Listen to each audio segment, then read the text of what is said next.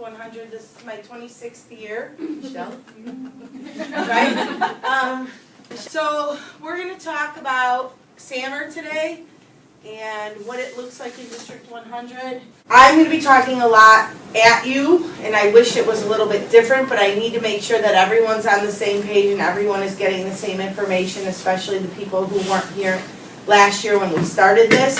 SMART doesn't stand for Smart Board, it stands for SAMR Model Action Research Team.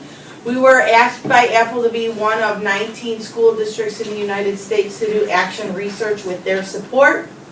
So last February, Dr. Fields, Mary Havis, and Shannon Soger went to a training. It was one of our cold and snowy days that we had off.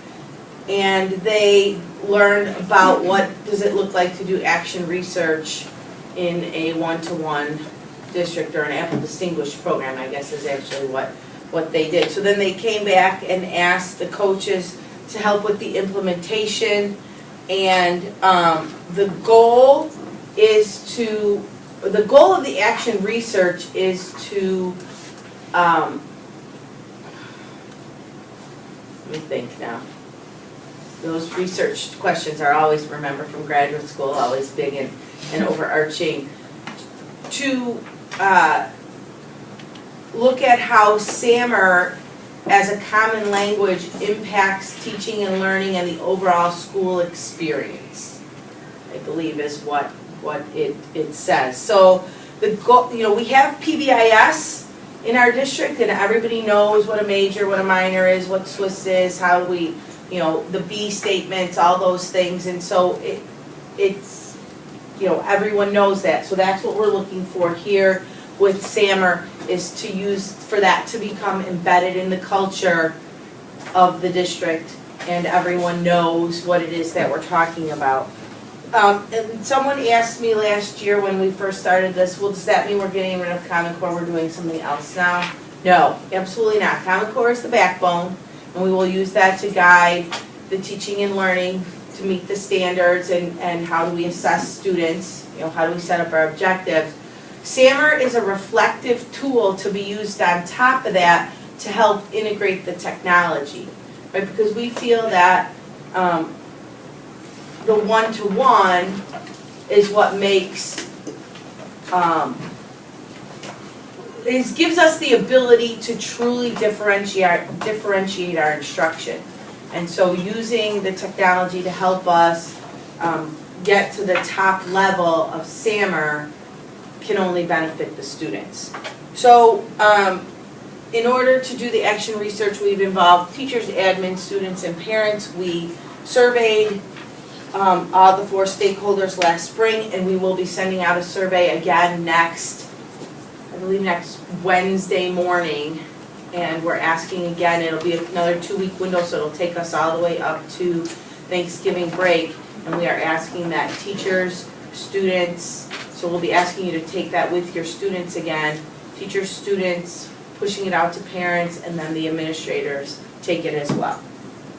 So I am going to share with you all the link to this presentation that I'm giving right now after I'm done. And in fact, if some of you were curious, Dr. Fields had sent out my follow-up email to the Irving staff. So if you had clicked on that a couple of days ago, you would have seen this presentation that I'm doing now when you looked at that. So the data that we collected in the spring, very quickly from admins, they found out that they wanted more targeted training in their building. They wanted support from the coaches, which is why I'm here. The teachers said that they are using it, they would like to be using it more, and they of course wanted more training and support and more resources. So we are working on building a repository for the resources, although we have a good one started, and that would be the toolbox, mostly the fridge with finished products in it. The parents said that their kids, that having the devices positively impacted their kids' motivation and attendance at school, and they felt like their kids were building a lot at home on the devices. But when we asked the children, they said that they were doing more content creation in school and more drill and skill at home, And so we're looking this year to really pick that up, where the kids are doing more content creation at home as well as in school. And as everyone, we're in the beginning stages, so as everyone gets a better grasp at this, we're hoping that, trajectory will just go up. So that's sort of a summary. Again, if you click on that link, you can, if you're a data person who just loves data and loves surveys and what all that has to say, you can take a look at that. So we decided that, just like any good initiative in District 100, we needed building contact people. That usually everything that we do here, since we are so spread out in 8 buildings, and that sometimes you feel like you're an island, sometimes unto your classroom or unto your building, you don't know what's going on everywhere else. So it is the champion's job to be the go-to person and the contact sort of to the outside world, if you will. So the people in this building are Katie, Jen, no, Jess. Why do I do that all the time? Okay. I don't know. Jessica and Laura. So they will be helping to. Another thing that we really want the champions to do is help to spread your success. So however that looks in this building, I know this building is really big on the positive, like what B just did, the appreciations, or Twitter, Facebook, however that looks in this building. So I'm going to play this video for you. This is how SAMR looks in District 100. Shannon made this. The beginning is a little soft, whoops. Beginning is a little soft, so you have to listen closely. Maybe I can get it to be louder. Has worked in the state of Maine and says that there is a relationship between the use of technology and learning outcomes. Thus, he created the SAMR model. The SAMR model has 4 levels: substitution, augmentation, modification, and redefinition. Substitution is when technology acts as a direct substitute with little or no functional improvement. For example, using the Smart Notebook file as a substitute for a paper notebook. Augmentation is when technology acts as a direct tool substitute with functional improvement. For example, using an iPad and QR-coded dice to generate a math problem. Modification is when technology allows for significant task redesign. For example, this student created a makey-makey using his laptop and a few other tools. Redefinition is when technology allows for the creation of new tasks previously inconceivable. For example, the hashtag Bike with Bike movement is where a PE teacher took students and staff on a bike ride with a GoPro camera to create a virtual reality bike ride video. Furthermore, the teacher connected with a broader community using YouTube and Twitter in hopes of helping other people join his movement.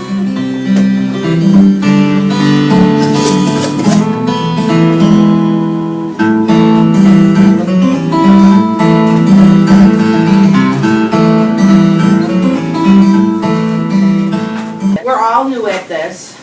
There's not going to be anyone that's going to come into your classroom and say, oh my gosh, I can't believe you put in your lesson plans that you're doing a augmentation and it's really modification or redefinition. How could you be like, how can you do that?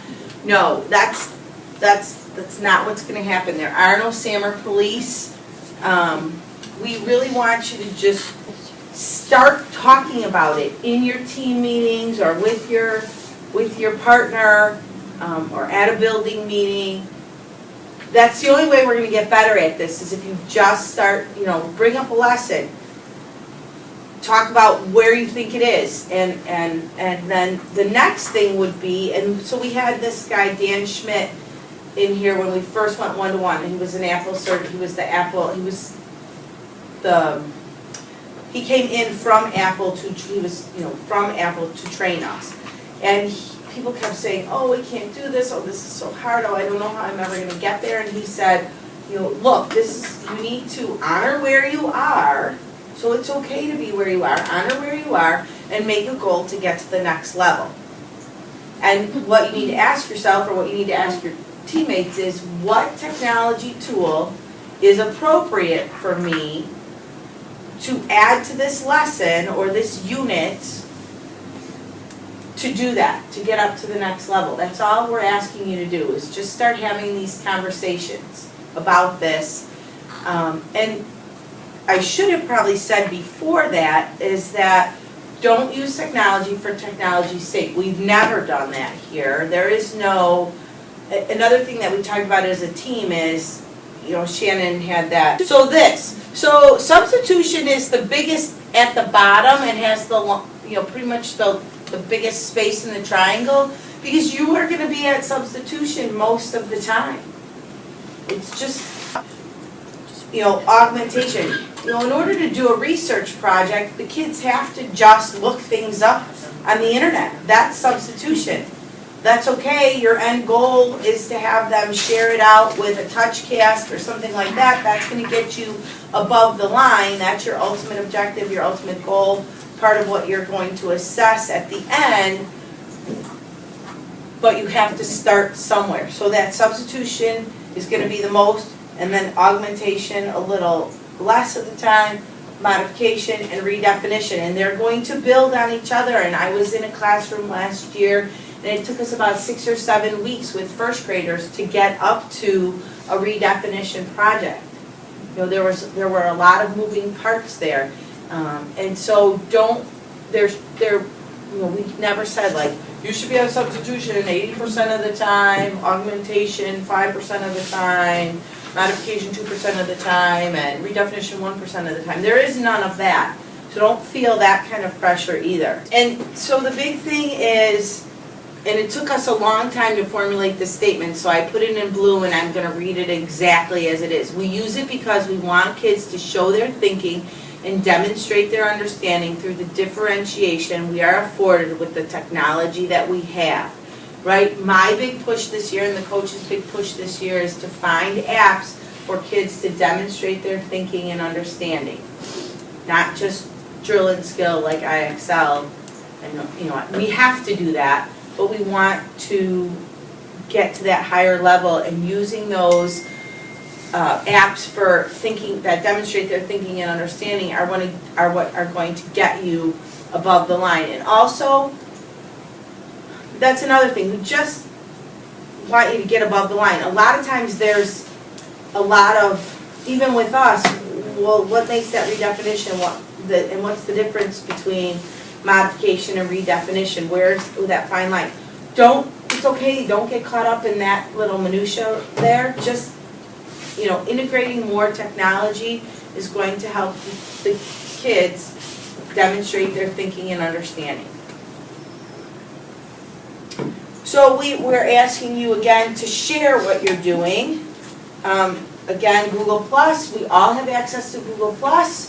So the toolbox and the fridge are great places for you to go for resources, the toolbox to find apps that might be appropriate, the fridge to share out what you're doing, okay? And then if you're on Twitter, we're asking you to use the hashtag, in both places actually, use the hashtag SAMRD100.